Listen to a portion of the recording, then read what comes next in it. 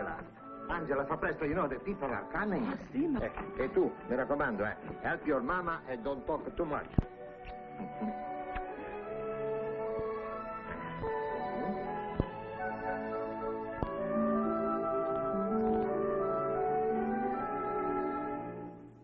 This is Mario's place.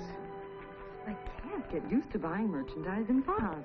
Here they take the time to create novel ideas. Now remember, we see his handbags and then we scoot right back to town.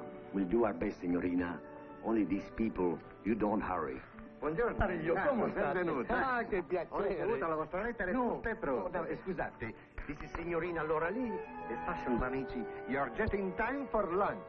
With pleasure. Venite, venite avanti, amici, accodatevi. This is my wife, my daughter, and this is my son. Angela, forza da mangiare. Tu, Giacomo, pensi da bere, dammi del vino. Allora, buon appetito, eh? Grazie. Ah, ecco che arriva. Ah, pollo alla caccia. Grazie. Qua, pezzo di pollo. No, un altro pezzo, venga qua, il suo adesso. Grazie. Please. Tutto qui facciamo noi, polli li cresciamo noi. Signor Carlo, come le piace il pollo? Buono? Benissimo. Questo quando la mia Angela cucina... A little bit more. Delicious, really. Lei? Sì, in compagnia della signorina deve venire qui più sovente. Grazie. Fate molto onore al cuoco. Grazie. Veramente il cibo è eccellente. Mia Angela è davvero brava. Insomma, parliamo lo stesso. Beh, alla salute. Salute. Salute, mamma. Mangia. Oh, chicken. Really? 7 courses. But it was good. Good? Signorina, it was eccellente. You know, a few weeks of my Angela's good cooking, and will make you as plump as the chicken. I've no doubt. Now then, signor. Now then, signorina, you must see my rose garden. Please, come with me. Please, signorina. Vede, signorina? Queste qui sono rose garibaldine, color rosso sangue. Guarda, Oh, it's questo è per lei.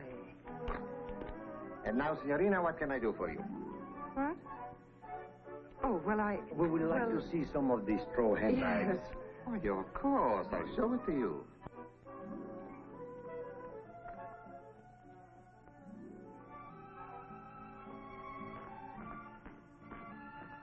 Ecco, signorina, i capelli e le borsette.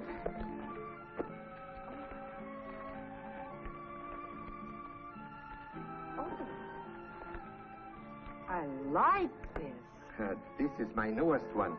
Oh, I love this one like I love my 2 bambini. Yes, it is nice. What would you think, though, if it had a little more color?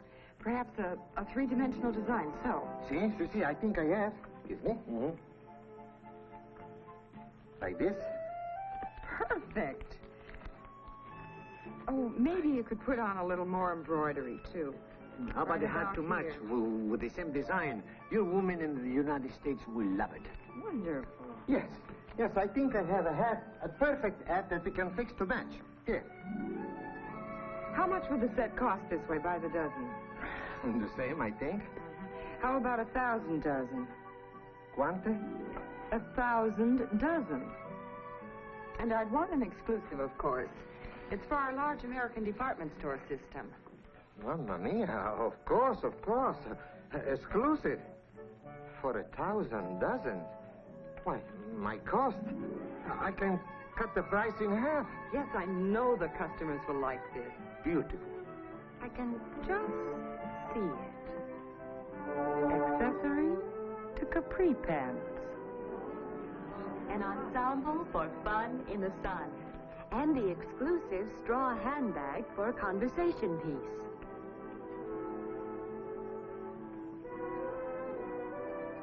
Thank you, Betty Jean.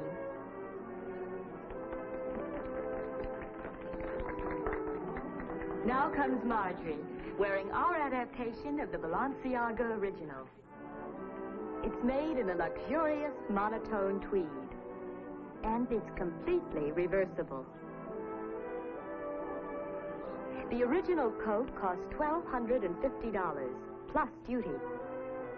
Our adaptation sells for under $70. Can't tell it from the original. Proving again that high fashion doesn't have to be high priced.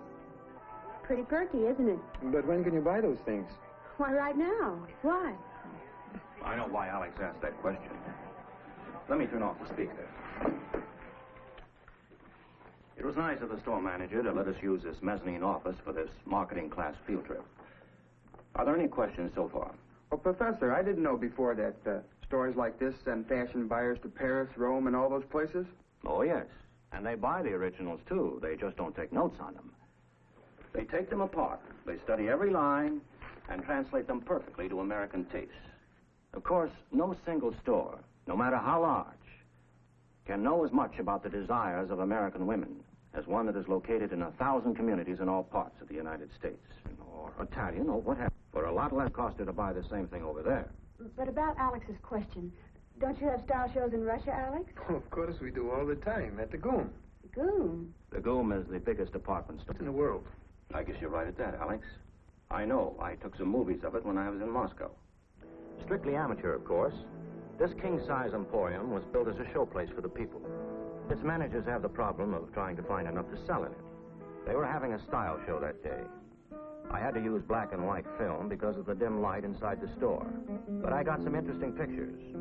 There are two kinds of clothes modeled. Work clothes, which a woman can buy anytime, and the more fancy dresses, which are not for sale now. They are what the Soviet women can look forward to in maybe 5 years, if they work hard and the state achieves its industrial goals. That, no doubt, is why Alex asked when we could buy the gay new styles we just saw here. Yes, we've had to learn to do without our today needs. Sometimes I wonder. We don't have the nice things, but we don't have... When I look at your stores, you have everything. Acres and acres. And here people are buying everything. You know what it is like in my country? People come to look like a museum. The whole center part is to walk through, full of catwalks and stairways, no elevators. Merchandise is in cubicles along the sides. Selections are small, prices are high. An ordinary woman's blouse costs 320 rubles. That's $32 in your money. Here today, I saw whole dresses for way less than that. A stylish coat for just $30. And your stores make shopping so much fun. Customers like to look for what they want and buy it. I can't get over it, how in America you take for granted you can buy anything. In our stores, it is not like that. You stand in line and buy a voucher first. A voucher? Why's that? Oh, the state operates the stores. The clerks don't handle any money. Oh. By the time you get a voucher and stand in line, the goods may be gone. And no one ever knows when more will be in. Maybe next week, maybe a month.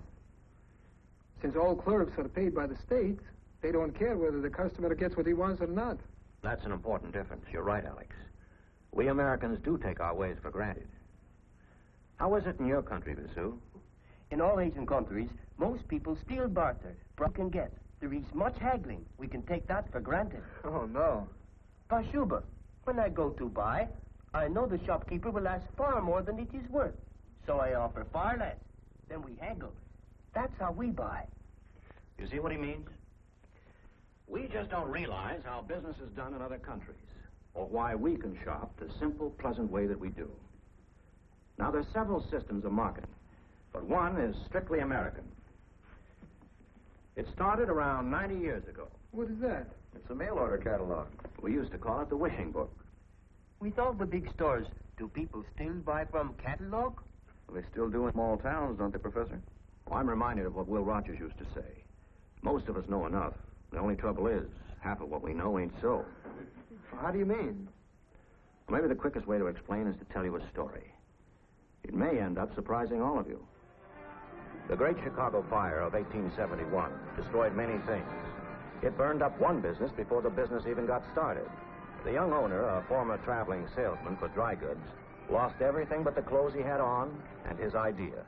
Yet almost before the last flames flickered out, he had found a new place and was starting over. There, too, was his best friend to dissuade him. You still going ahead with it? The idea is as good as ever. I know these farmers, George. It isn't fair because they're stuck in the mud out there. They can't buy the things city folks can. Crossroads stores can't afford to stock any but the most common items, and many have to charge big prices. I'm going to buy for cash and sell for cash, just a little above cost. Don't you see it, George?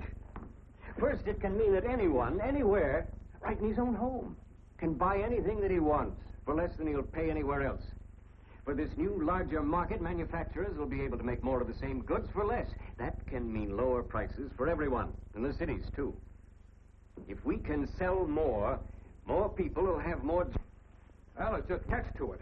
Only one? I know those people, too. How suspicious they can be, and with good reason. Let the buyer beware. That's the storekeeper's slogan. And sell by mail? They won't buy a pig in a poke. And I don't blame them. That's why I wrote this. Listen, this is going to be part of any catalog I ever print, any sale my company ever makes. We guarantee, if for any reason you're not completely satisfied with any article purchased from us, you may return it at our expense. What? Well, you can't do that. Wait. We will exchange it for what you want or refund your money. And I'm going to sign it. You're crazy. You haven't left yourself any loopholes. I'm not looking for loopholes. I'm looking for customers. And the first thing I'm going to sell is satisfaction. If they don't get that, they get their money back.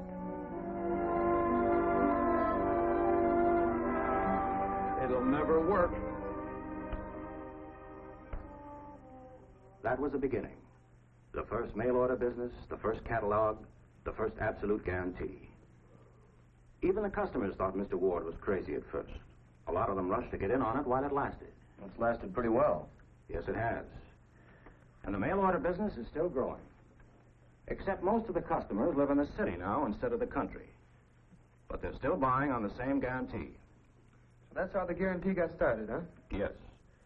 The guarantee is something else we take for granted today, even in describing products. Look here. Every picture is clear. Every description is in short, simple words that tells exactly what the item is and what it will do.